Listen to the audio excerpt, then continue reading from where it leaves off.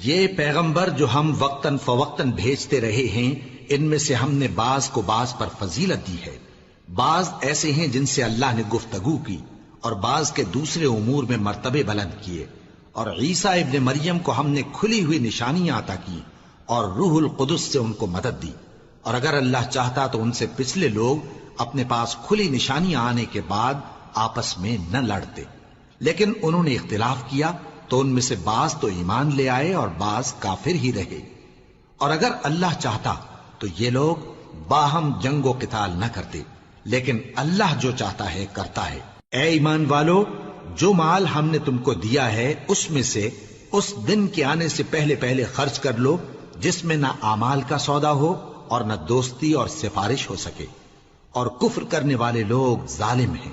اللہ وہ معبود برحق ہے کہ اس کے سوا کوئی عبادت کے لائق نہیں، زندہ ہے، سب کو تھامنے والا، اسے نہ اونگ آتی ہے نہ نیند۔ جو کچھ آسمانوں میں اور جو کچھ زمین میں ہے سب اسی کا ہے۔ کون ہے کہ اس کی اجازت کے بغیر اس سے کسی کی سفارش کر سکے؟ جو کچھ لوگوں کے روبرو ہو رہا ہے اور جو کچھ ان کے پیچھے ہو چکا ہے اسے سب معلوم ہے، اور لوگ اس کی معلومات میں سے کسی چیز پر دسترس حاصل نہیں کر سکتے۔ ہاں، جس قدر وہ چاہتا ہے اسی قدر معلوم کرا دیتا ہے۔ اس کی بادشاہی اور علم آسمان اور زمین سب پر حاوی ہے، اور اسے ان کی حفاظت کچھ بھی دشوار نہیں۔ وہ بڑا عالی رتبہ ہے، جلیل القدر ہے۔ دین اسلام میں کوئی زبردستی نہیں ہے، ہدایت صاف طور پر ظاہر اور گمراہی سے الگ ہو چکی ہے۔ تو جو شخص بتوں سے اعتقاد نہ رکھے اور اللہ پر ایمان لائے، اس نے ایسی مضبوط رسی ہاتھ میں پکڑ لی ہے جو کبھی ٹوٹنے والی نہیں، اور اللہ سب کچھ سنتا ہے، سب کچھ جانتا ہے۔ جو لوگ ایمان لائے ہیں ان کا دوست اللہ ہے کہ اندھیرے سے نکال کر روشنی میں لے جاتا ہے، اور جو کافر ہیں ان کے دوست شیطان ہیں کہ ان کو روشنی سے نکال کر اندھیرے میں لے جاتے ہیں۔ یہی لوگ اہل دوزخ ہیں کہ اس میں ہمیشہ رہیں گے۔ بھلا تم نے اس شخص کو نہیں دیکھا جو اس غرور کے سبب سے کہ اللہ نے اس کو سلطنت بخشی تھی، ابراہیم سے اپنے پروردگار کے بارے میں جھگڑنے لگا؟ جب ابراہیم نے کہا میرا پروردگار تو وہ ہے جو زندگی دیتا ہے اور موت دیتا ہے، وہ بولا کہ زندگی اور موت تو میں بھی دے سکتا ہوں۔ ابراہیم نے کہا کہ اللہ تو سورج کو مشرق سے نکالتا ہے، آپ اسے مغرب سے نکال دیجئے۔ یہ سن کر وہ کافر ہکا بکا رہ گیا، اور اللہ بے انصافوں کو ہدایت نہیں دیا کرتا۔ یا اسی طرح اس شخص کو نہیں دیکھا جس کا ایک بستی پر جو اپنی چھتوں پر گری پڑی تھی گزر ہوا، تو اس نے کہا کہ اللہ اس کے باشندوں کو مرنے کے بعد کیوں کر زندہ کرے گا؟ تو اللہ نے اس کی روح قبض کر لی اور 100 برس تک اس کو مردہ رکھا۔ پھر اس کو جلا اٹھایا اور پوچھا تم کتنا عرصہ مرے پڑے رہے ہو؟ اس نے جواب دیا کہ 1 دن یا اس سے بھی کم۔ اللہ نے فرمایا نہیں، بلکہ 100 برس مرے رہے ہو۔ اور اپنے کھانے پینے کی چیزوں کو دیکھو کہ اتنی مدت میں مطلق سڑی بسی نہیں، اور اپنے گدھے کو بھی دیکھو جو مرا پڑا ہے۔ غرض ان باتوں سے یہ ہے کہ ہم تم کو لوگوں کے لیے اپنی قدرت کی نشانی بنائیں۔ اور ہاں، گدھے کی ہڈیوں کو دیکھو کہ ہم ان کو کس طرح جوڑے دیتے اور ان پر کس طرح گوشت پوست چڑھائے دیتے ہیں۔ جب یہ واقعات اس کے مشاہدے میں آئے تو بول اٹھا کہ میں یقین کرتا ہوں کہ اللہ ہر چیز پر قادر ہے۔ اور جب ابراہیم نے اللہ سے عرض کیا کہ اے پروردگار مجھے دکھا کہ تو مردوں کو کیوں کر زندہ کرے گا، اللہ نے فرمایا کیا تم نے اس بات کا یقین نہیں کیا؟ انہوں نے کہا کیوں نہیں، لیکن میں دیکھنا اس لیے چاہتا ہوں کہ میرا دل اطمینان کامل حاصل کر لے۔ فرمایا کہ 4 پرندے لے لو، پھر ان کو اپنے سے ہلا لو اور ان کے ٹکڑے ٹکڑے کر دو، پھر ان کا ایک ایک ٹکڑا ہر ایک پہاڑ پر رکھ دو، پھر ان کو بلاؤ تو وہ تمہارے پاس دوڑتے چلے آئیں گے، اور جان رکھو کہ اللہ غالب ہے، صاحب حکمت ہے۔ جو لوگ اپنا مال اللہ کی راہ میں خرچ کرتے ہیں ان کے مال کی مثال اس دانے کی سی ہے جس سے 7 بالیں اگیں اور ہر ایک بال میں 100 دانے ہوں، اور اللہ جس کے اجر کو چاہتا ہے اور زیادہ کرتا ہے، اور اللہ کشائش والا ہے، سب کچھ جاننے والا ہے۔ جو لوگ اپنا مال اللہ کے راستے میں صرف کرتے ہیں پھر اس کے بعد نہ اس خرچ کا کسی پر احسان رکھتے ہیں اور نہ کسی کو تکلیف دیتے ہیں، ان کا صلہ ان کے پروردگار کے پاس تیار ہے، اور قیامت کے روز نہ ان کو کچھ خوف ہوگا اور نہ وہ غمگین ہوں گے۔ جس خیرات کے دینے کے بعد لینے والے کو ایذا دی جائے اس سے تو نرم بات کہہ دینی اور درگزر کرنا بہتر ہے، اور اللہ بے نیاز ہے، بردبار ہے۔ مومنوں، اپنے صدقات و خیرات احسان رکھنے اور ایذا دینے سے اس شخص کی طرح برباد نہ کر دینا جو لوگوں کو دکھاوے کے لیے مال خرچ کرتا ہے اور اللہ اور روز آخر پر ایمان نہیں رکھتا، تو اس کے مال کی مثال اس چٹان کی سی ہے جس پر تھوڑی سی مٹی پڑی ہو اور اس پر زور کا مے برس کر اسے صاف کر ڈالے۔ اسی طرح یہ ریاکار لوگ اپنے اعمال کا کچھ بھی صلہ حاصل نہیں کر سکیں گے، اور اللہ ایسے ناشکروں کو ہدایت نہیں دیا کرتا۔ اور جو لوگ اللہ کی خوشنودی حاصل کرنے کے لیے اور خلوص نیت سے اپنا مال خرچ کرتے ہیں، ان کی مثال ایک باغ کی سی ہے جو اونچی جگہ پر واقع ہو، جب اس پر زور کا مے پڑے تو دگنا پھل لائے، پھر اگر مے نہ بھی پڑے تو خیر پھوار ہی صحیح، اور اللہ تمہارے کاموں کو دیکھ رہا ہے۔ بھلا تم میں کوئی یہ چاہتا ہے کہ اس کا کھجوروں اور انگوروں کا باغ ہو جس میں نہریں بہ رہی ہوں اور اس میں اس کے لیے ہر قسم کے میوے موجود ہوں، اور اسے بڑھاپا آ پکڑے اور اس کے ننھے ننھے بچے بھی ہوں، تو ناگہاں اس باغ پر آگ کا بھرا ہوا بگولا چلے، پس وہ جل جائے۔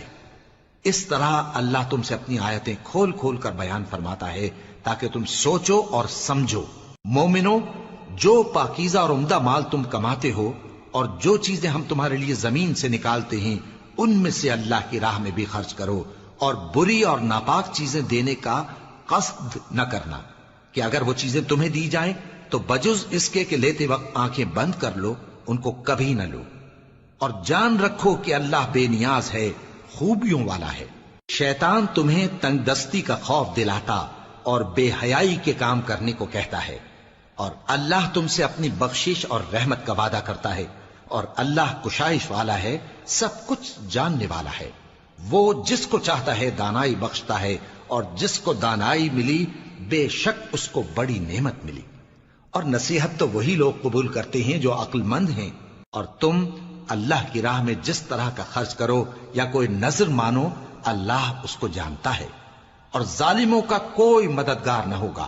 اگر تم خیرات ظاہر کر کے دو تو وہ بھی خوب ہے، اور اگر پوشیدہ دو اور دو بھی ضرورت مندوں کو تو یہ تمہارے لیے بہتر ہے، اور اس طرح کا دینا تمہارے گناہوں کو بھی دور کرے گا، اور اللہ کو تمہارے سب کاموں کی خبر ہے۔ اے نبی صلی اللہ علیہ وآلہ وسلم، تم ان لوگوں کی ہدایت کے ذمہ دار نہیں ہو، بلکہ اللہ ہی جس کو چاہتا ہے ہدایت بخشتا ہے۔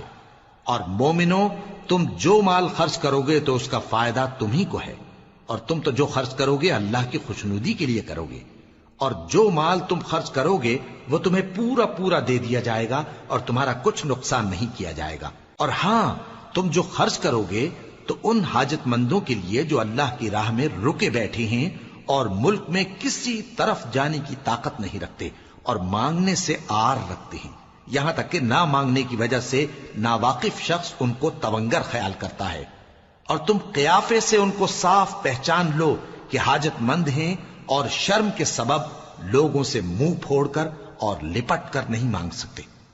اور تم جو مال خرچ کرو گے کچھ شک نہیں کہ اللہ اس کو جانتا ہے۔ جو لوگ اپنا مال رات اور دن اور پوشیدہ اور ظاہر اللہ کی راہ میں خرچ کرتے رہتے ہیں، ان کا صلہ ان کے پروردگار کے پاس ہے، اور ان کو قیامت کے دن نہ کسی طرح کا خوف ہوگا اور نہ غم۔ جو لوگ سود کھاتے ہیں وہ قبروں سے اس طرح حواس باختہ اٹھیں گے جیسے کسی کو جن نے لپٹ کر دیوانہ بنا دیا ہو، یہ اس لیے کہ وہ کہتے ہیں کہ سودا بیچنا بھی تو نفع کے لحاظ سے ویسا ہی ہے جیسے سود لینا، حالانکہ سودے کو اللہ نے حلال کیا ہے اور سود کو حرام۔ تو جس شخص کے پاس اللہ کی نصیحت پہنچی اور وہ سود لینے سے باز آ گیا تو جو پہلے ہو چکا وہ اس کا، اور قیامت میں اس کا معاملہ اللہ کے سپرد۔ اور جو پھر لینے لگا تو ایسے لوگ دوزخی ہیں کہ ہمیشہ دوزخ میں جلتے رہیں گے۔ اللہ سود کو نابود یعنی بے برکت کرتا اور خیرات کی برکت کو بڑھاتا ہے، اور اللہ کسی ناشکر گناہگار کو دوست نہیں رکھتا۔ جو لوگ ایمان لائے اور نیک عمل کرتے اور نماز پڑھتے اور زکوٰۃ دیتے رہے، ان کو ان کے کاموں کا صلہ اللہ کے ہاں ملے گا، اور قیامت کے دن ان کو نہ کچھ خوف ہوگا اور نہ وہ غمناک ہوں گے۔ مومنو، اللہ سے ڈرو، اور اگر ایمان رکھتے ہو تو جتنا سود باقی رہ گیا ہے اس کو چھوڑ دو، پھر اگر ایسا نہ کرو گے تو تم اللہ اور اس کے رسول کی طرف سے اعلان جنگ سن لو، اور اگر توبہ کر لو گے اور سود چھوڑ دو گے تو تم کو اپنی اصل رقم لینے کا حق ہے، جس میں نہ اوروں کا نقصان اور نہ تمہارا نقصان۔ اور اگر قرض لینے والا تنگ دست ہو تو اسے کشائش کے حاصل ہونے تک مہلت دو، اور اگر زر قرض بخش دو تو وہ تمہارے لیے زیادہ اچھا ہے، بشرطے کہ سمجھو۔ اور اس دن سے ڈرو جبکہ تم اللہ کے حضور میں لوٹ کر جاؤ گے، اور ہر شخص اپنے اعمال کا پورا پورا بدلہ پائے گا اور کسی کو کچھ نقصان نہ ہوگا۔ مومنو، جب تم آپس میں کسی میعاد معین کے لیے قرض کا معاملہ کرنے لگو تو اس کو لکھ لیا کرو، اور لکھنے والا تم میں کسی کا نقصان نہ کرے بلکہ انصاف سے لکھے۔ نیز لکھنے والا جیسا اللہ نے اسے سکھایا ہے لکھنے سے انکار بھی نہ کرے اور دستاویز لکھ دے، اور جو شخص قرض لے وہی دستاویز کا مضمون بول کر لکھوائے، اور اللہ سے کہ اس کا مالک ہے خوف کرے، اور زر قرض میں سے کچھ کم نہ لکھوائے۔ اور اگر قرض لینے والا کم عقل یا ضعیف ہو یا مضمون لکھوانے کی قابلیت نہ رکھتا ہو تو جو اس کا ولی ہو وہ انصاف کے ساتھ مضمون لکھوائے، اور اپنے میں سے 2 مردوں کو ایسے معاملے کے گواہ کر لیا کرو، اور اگر 2 مرد نہ ہوں تو 1 مرد اور 2 عورتیں جن کو تم گواہ پسند کرو کافی ہیں، کہ اگر ان میں سے ایک بھول جائے گی تو دوسری اسے یاد دلا دے گی، اور جب گواہ گواہی کے لیے طلب کیے جائیں تو انکار نہ کریں۔ اور قرض تھوڑا ہو یا بہت اس کی دستاویز کے لکھنے لکھانے میں سستی نہ کرنا، یہ بات اللہ کے نزدیک نہایت قرین انصاف ہے، اور شہادت کے لیے بھی یہ بہت درست طریقہ ہے۔ اس سے تم کو کسی طرح کا شک و شبہ بھی نہیں پڑے گا۔ ہاں، اگر سودا دست بدست ہو جو تم آپس میں لیتے دیتے ہو تو اگر ایسے معاملے کے دستاویز نہ لکھو تو تم پر کچھ گناہ نہیں۔ اور جب خرید و فروخت کیا کرو، مثلا زمین جائیداد کی، تو بھی گواہ کر لیا کرو، اور کاتب دستاویز اور گواہ معاملہ کرنے والوں کا کسی طرح کا نقصان نہ کریں۔ اگر تم لوگ ایسا کرو تو یہ تمہارے لیے گناہ کی بات ہے، اور اللہ سے ڈرو اور دیکھو کہ وہ تم کو کیسی مفید باتیں سکھاتا ہے، اور اللہ ہر چیز سے واقف ہے۔ اور اگر تم سفر پر ہو اور دستاویز لکھنے والا نہ مل سکے تو کوئی چیز رہن با قبضہ رکھ کر قرض لے لو، اور اگر تم میں سے کوئی دوسرے کو امین سمجھے یعنی رہن کے بغیر قرض دے دے تو امانت دار کو چاہیے کہ صاحب امانت کی امانت ادا کر دے، اور اللہ سے جو اس کا پروردگار ہے ڈرے، اور دیکھنا شہادت کو مت چھپانا، جو اس کو چھپائے گا وہ دل کا گناہگار ہوگا۔ اور اللہ تمہارے سب کاموں سے واقف ہے، جو کچھ آسمانوں میں اور جو کچھ زمین میں ہے سب اللہ ہی کا ہے۔ تم اپنے دلوں کی بات کو ظاہر کرو گے تو اور چھپاؤ گے تو اللہ تم سے اس کا حساب لے گا، پھر وہ جسے چاہے مغفرت کرے اور جسے چاہے عذاب دے، اور اللہ ہر چیز پر قادر ہے۔ رسول اللہ صلی اللہ علیہ وآلہ وسلم اس کتاب پر جو ان کے پروردگار کی طرف سے ان پر نازل ہوئی ایمان رکھتے ہیں، اور مومن بھی سب اللہ پر اور اس کے فرشتوں پر اور اس کی کتابوں پر اور اس کے پیغمبروں پر ایمان رکھتے ہیں، اور کہتے ہیں کہ ہم اس کے پیغمبروں سے کسی میں کچھ فرق نہیں کرتے، اور وہ اللہ سے عرض کرتے ہیں کہ ہم نے تیرا حکم سنا اور قبول کیا۔ اے پروردگار، ہم تیری بخشش مانگتے ہیں اور تیری ہی طرف لوٹ کر جانا ہے۔ اللہ کسی شخص کو اس کی طاقت سے زیادہ کا ذمہ دار نہیں بناتا۔ اچھے کام کرے گا تو اس کو ان کا فائدہ ملے گا، برے کرے گا تو اسے ان کا نقصان پہنچے گا۔ اے پروردگار، اگر ہم سے بھول یا چوک ہو گئی ہو تو ہم سے مواخذہ نہ کیجو۔ اے پروردگار، ہم پر ایسا بوجھ نہ ڈالیو جیسا تو نے ہم سے پہلے لوگوں پر ڈالا تھا۔ اے پروردگار، جتنا بوجھ اٹھانے کی ہم میں طاقت نہیں اتنا بوجھ ہم پر نہ رکھیو، اور اے پروردگار ہمارے گناہوں سے درگزر کر اور ہمیں بخش دے اور ہم پر رحم فرما، تو ہی ہمارا مددگار ہے، سو ہم کو کافروں پر غالب کر۔ شروع اللہ کا نام لے کر جو بڑا مہربان نہایت رحم والا ہے۔ الف لام میم۔ اللہ جو معبود برحق ہے، اس کے سوا کوئی عبادت کے لائق نہیں، زندہ ہے، سب کو تھامنے والا۔ اس نے اے نبی تم پر سچی کتاب نازل کی جو پہلی آسمانی کتابوں کی تصدیق کرتی ہے، اور اسی نے تورات اور انجیل نازل کی تھی۔ یہ 2 کتابیں اس نے پہلے نازل کی تھیں لوگوں کی ہدایت کے لیے، اور پھر قرآن جو حق اور باطل کو الگ الگ کر دینے والا ہے نازل کیا۔ جو لوگ اللہ کی آیتوں کا انکار کرتے ہیں ان کو سخت عذاب ہوگا، اور اللہ زبردست ہے، بدلہ لینے والا ہے۔ اللہ ایسا خبیر و بصیر ہے کہ کوئی چیز اس سے پوشیدہ نہیں، نہ زمین میں اور نہ آسمان میں۔ وہی تو ہے جو ماں کے پیٹ میں جیسی چاہتا ہے تمہاری صورتیں بناتا ہے، اس غالب حکمت والے کے سوا کوئی عبادت کے لائق نہیں۔ اے پیغمبر، وہی تو ہے جس نے تم پر یہ کتاب نازل کی جس کی بعض آیتیں محکم ہیں اور وہی اصل کتاب ہیں، اور بعض دوسری متشابہ ہیں۔ تو جن لوگوں کے دلوں میں کجی ہے وہ متشابہات کا اتباع کرتے ہیں تاکہ فتنہ برپا کریں اور مراد اصلی کا پتہ لگائیں، حالانکہ مراد اصلی اللہ کے سوا کوئی نہیں جانتا۔ اور جو لوگ علم میں گہری نظر رکھتے ہیں وہ یہ کہتے ہیں کہ ہم ان پر ایمان لائے، یہ سب آیات ہمارے پروردگار کی طرف سے ہیں، اور نصیحت تو عقل مند ہی قبول کرتے ہیں۔ اے پروردگار، جب تو نے ہمیں ہدایت بخشی ہے تو اس کے بعد ہمارے دلوں میں کجی نہ پیدا کر دیجو، اور ہمیں اپنے ہاتھ سے رحمت عطا فرما، تو بڑا عطا فرمانے والا ہے۔ اے پروردگار، تو اس روز جس کے آنے میں کچھ بھی شک نہیں سب لوگوں کو اپنے حضور میں جمع کر لے گا، بے شک اللہ خلاف وعدہ نہیں کرتا۔ جو لوگ کافر ہوئے اس دن نہ تو ان کا مال ہی اللہ کے عذاب سے ان کو بچا سکے گا اور نہ ان کی اولاد ہی کچھ کام آئے گی، اور یہ لوگ آتش جہنم کا ایندھن ہوں گے۔ ان کا حال بھی فرعونیوں اور ان سے پہلے لوگوں کا سا ہوگا جنہوں نے ہماری آیتوں کی تکذیب کی تھی، تو اللہ نے ان کو ان کے گناہوں کے سبب عذاب میں پکڑ لیا تھا، اور اللہ سخت عذاب کرنے والا ہے۔ اے پیغمبر، کافروں سے کہہ دو کہ تم دنیا میں بھی عنقریب مغلوب ہو جاؤ گے اور آخرت میں جہنم کی طرف اکٹھا کیے جاؤ گے، اور وہ بری جگہ ہے۔ تمہارے لیے دو گروہوں میں جو جنگ بدر کے دن آپس میں بھڑ گئے قدرت الہی کی عظیم الشان نشانی تھی۔ ایک گروہ مسلمانوں کا تھا، وہ اللہ کی راہ میں لڑ رہا تھا، اور دوسرا گروہ کافروں کا تھا، وہ ان کو اپنی آنکھوں سے اپنے سے دگنا مشاہدہ کر رہا تھا۔ اور اللہ اپنی نصرت سے جس کو چاہتا ہے مدد دیتا ہے۔ جو اہل بصارت ہیں ان کے لیے اس واقعے میں بڑی عبرت ہے۔ لوگوں کو ان کی خواہشوں کی چیزیں یعنی عورتیں اور بیٹے اور سونے اور چاندی کے بڑے بڑے ڈھیر اور نشان لگے ہوئے گھوڑے اور مویشی اور کھیتی بڑی زینت دار معلوم ہوتی ہیں، مگر یہ سب دنیا ہی کی زندگی کے سامان ہیں، اور اللہ کے پاس بہت اچھا ٹھکانہ ہے۔ اے پیغمبر، ان سے کہو کہ بھلا میں تم کو ایسی چیز بتاؤں جو ان چیزوں سے کہیں اچھی ہو؟ سنو، جو لوگ پرہیزگار ہیں ان کے لیے اللہ کے ہاں باغات بہشت ہیں جن کے نیچے نہریں بہ رہی ہیں، ان میں وہ ہمیشہ رہیں گے، اور پاکیزہ بیویاں ہیں، اور سب سے بڑھ کر اللہ کی خوشنودی۔ اور اللہ اپنے سب بندوں کو دیکھ رہا ہے جو اللہ سے التجا کرتے ہیں کہ اے پروردگار، ہم ایمان لے آئے سو ہم کو ہمارے گناہ معاف فرما اور ہم کو دوزخ کے عذاب سے محفوظ رکھ۔ یہ وہ لوگ ہیں جو مشکلات میں صبر کرتے اور سچ بولتے اور عبادت میں لگے رہتے اور نیکی میں خرچ کرتے اور اوقات سحر میں گناہوں کی معافی مانگا کرتے ہیں۔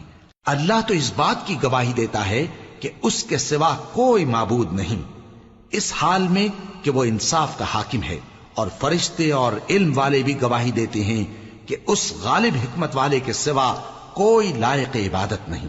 دین تو اللہ کے نزدیک اسلام ہی ہے، اور اہل کتاب نے جو اس دین سے اختلاف کیا تو علم حاصل ہونے کے بعد آپس کی ضد سے کیا، اور جو شخص اللہ کی آیتوں کو نہ مانے تو اللہ جلد حساب لینے والا ہے۔ اے پیغمبر، پس اگر یہ لوگ تم سے جھگڑنے لگیں تو کہنا کہ میں اور میرے پیرو تو اللہ کے فرمانبردار ہو چکے، اور اہل کتاب اور ان پڑھ لوگوں سے کہو کہ کیا تم بھی اللہ کے فرمانبردار بنتے اور اسلام لاتے ہو؟ پس اگر یہ لوگ اسلام لے آئیں تو بے شک ہدایت پالیں، اور اگر تمہارا کہا نہ مانے تو تمہارا کام صرف اللہ کا پیغام پہنچا دینا ہے، اور اللہ اپنے بندوں کو دیکھ رہا ہے۔ جو لوگ اللہ کی آیتوں کو نہیں مانتے اور انبیاء کو ناحق قتل کرتے رہے ہیں، اور جو انصاف کرنے کا حکم دیتے ہیں انہیں بھی مار ڈالتے ہیں، ان کو دکھ دینے والے عذاب کی خوشخبری سنا دو۔ یہ ایسے لوگ ہیں جن کے اعمال دنیا اور آخرت دونوں میں برباد ہیں، اور ان کا کوئی مددگار نہیں ہوگا۔ بھلا تم نے ان لوگوں کو نہیں دیکھا جن کو کتاب یعنی تورات سے حصہ دیا گیا اور وہ اس کتاب اللہ یعنی قرآن کی طرف بلائے جاتے ہیں تاکہ یہ ان کے تنازعات کا ان میں فیصلہ کر دے؟ تو ایک فریق ان میں سے پھر جاتا ہے اور منہ پھیر لیتا ہے، یہ اس لیے کہ یہ اس بات کے قائل ہیں کہ دوزخ کی آگ ہمیں چند روز کے سوا چھو ہی نہیں سکے گی، اور جو کچھ یہ دین کے بارے میں بہتان باندھتے رہے ہیں اس نے ان کو دھوکے میں ڈال رکھا ہے۔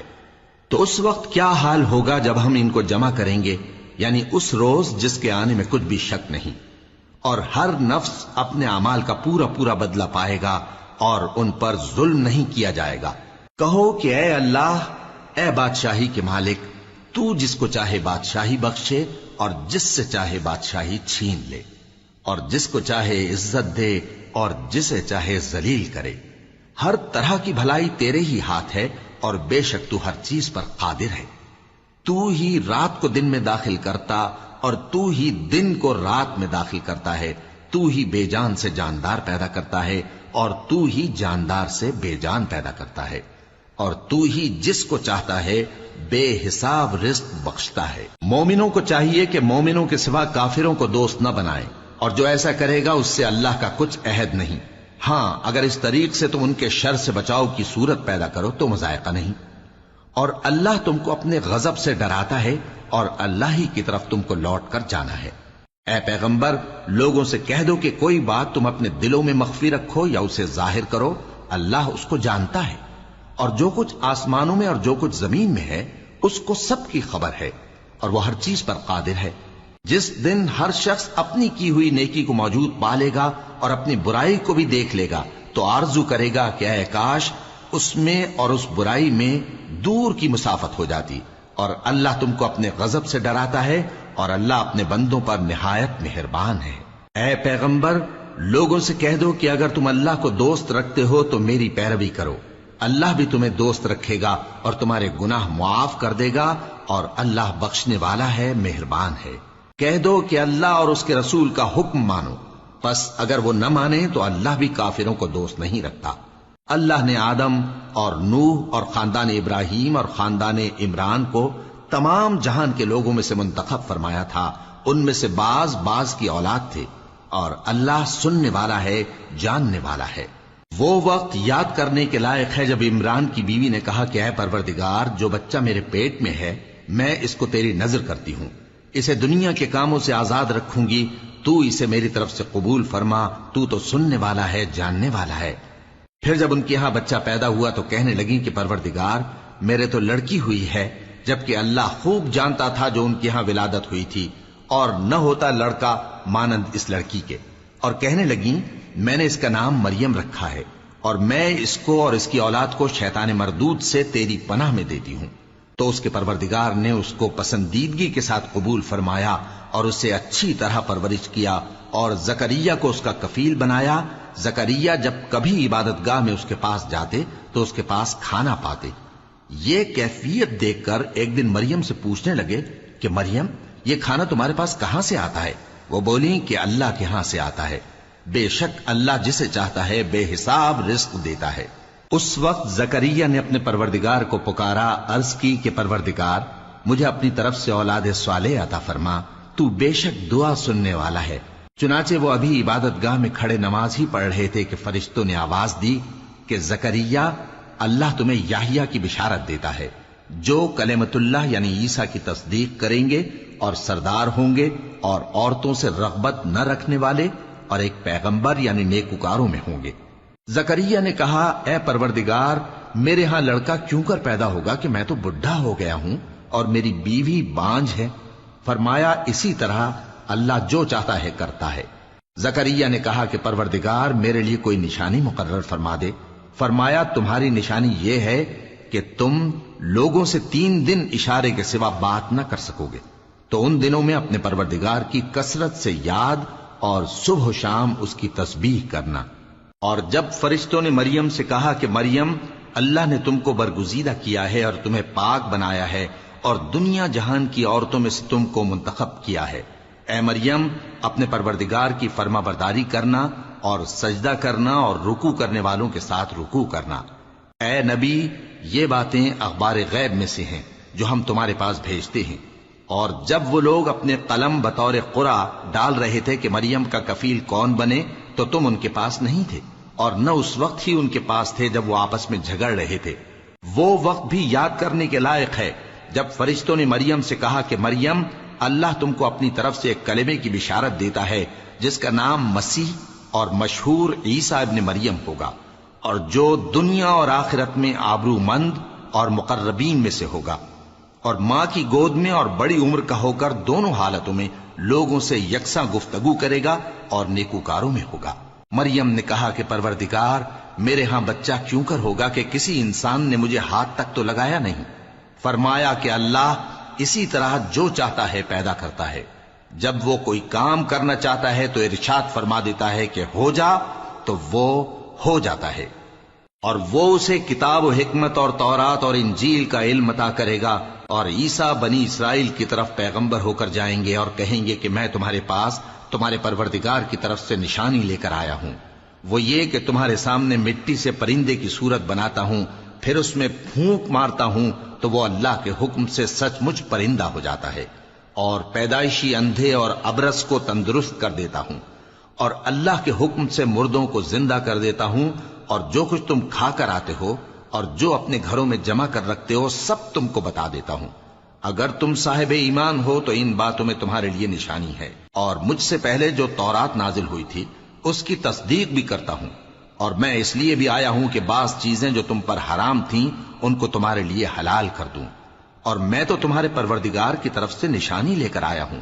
تو اللہ سے ڈرو اور میرا کہا مانو، کچھ شک نہیں کہ اللہ ہی میرا اور تمہارا پروردگار ہے، تو اسی کی عبادت کرو، یہی سیدھا رستہ ہے۔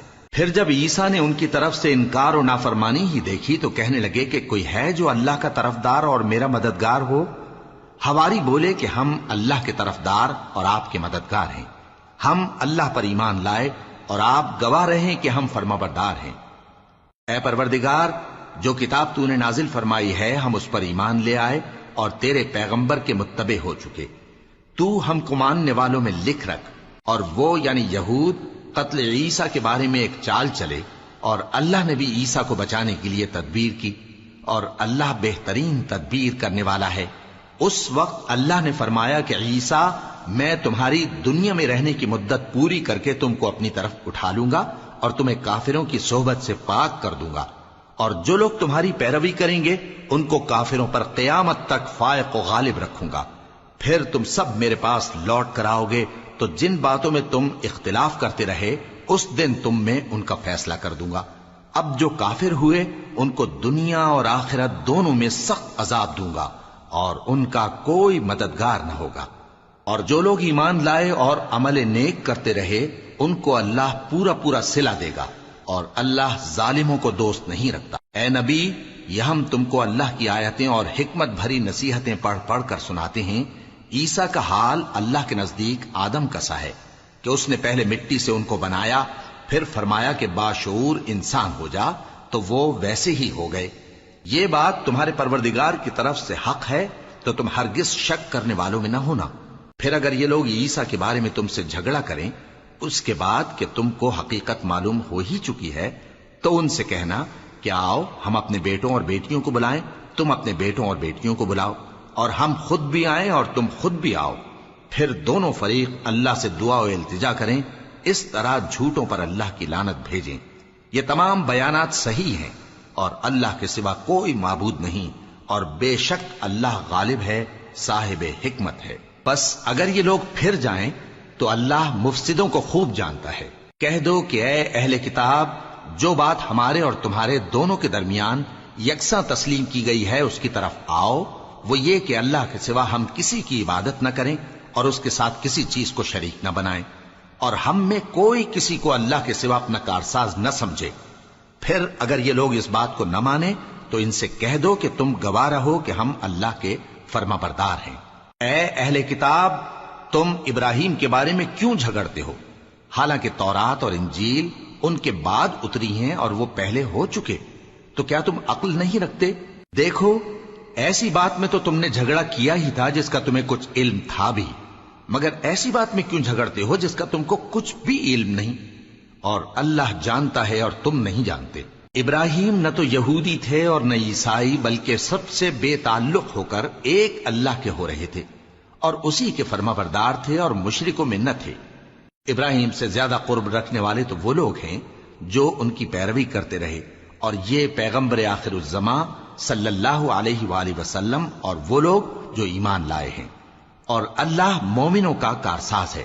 اے اہل اسلام، بعض اہل کتاب اس بات کی خواہش رکھتے ہیں کہ کسی طرح تم کو گمراہ کر دیں، حالانکہ یہ تم کو کیا گمراہ کریں گے، اپنے آپ کو ہی گمراہ کر رہے ہیں اور نہیں جانتے۔ اے اہل کتاب، تم اللہ کی آیتوں سے کیوں انکار کرتے ہو اور تم تورات کو مانتے تو ہو؟ اے اہل کتاب، تم سچ کو جھوٹ کے ساتھ خلط ملط کیوں کرتے ہو اور حق کو کیوں چھپاتے ہو جبکہ تم جانتے بھی ہو؟